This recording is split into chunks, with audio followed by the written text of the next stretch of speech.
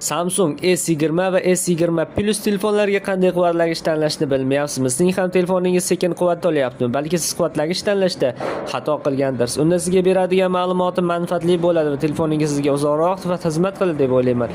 Batareya sig'imi 4500 mAh. Litium ion batareyalar tizimi mavjud. 25 vatt quvvatlagich talab qiladi. 25 vattdan kam bo'lgan quvvatlagichga ulash tavsiya qilinmaydi. Bu telefon batareyasini tez ishdan chiqishiga, shishib ketishiga olib keladi. Simsiz quvvatlash tizimi mavjud. 15 vatt quvvatlagich talab qiladi.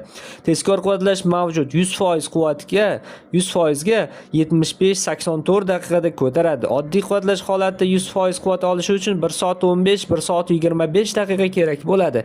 Internetdan foydalanganda 7 soat 39 daqiqa, videolar tomosha qilganda 12 soat 04 daqiqa, o'yinlar o'ynaganda 4 soat 46 daqiqa, kutish rejimida 85 soat, umumiy avtonomik holatida esa 18 soat 43 daqiqa va 16 soat 7 daqiqani tashkil qiladi. Agarda sizga ham shunaqa ma'lumotlar qiziq bo'lsa, videomizni oxiriga yozib qoldiring. Videomiz manfaatli bo'lgan bo'lsa, bizlarni kuzatib boring. Hozircha xayr, salomat bo'ling.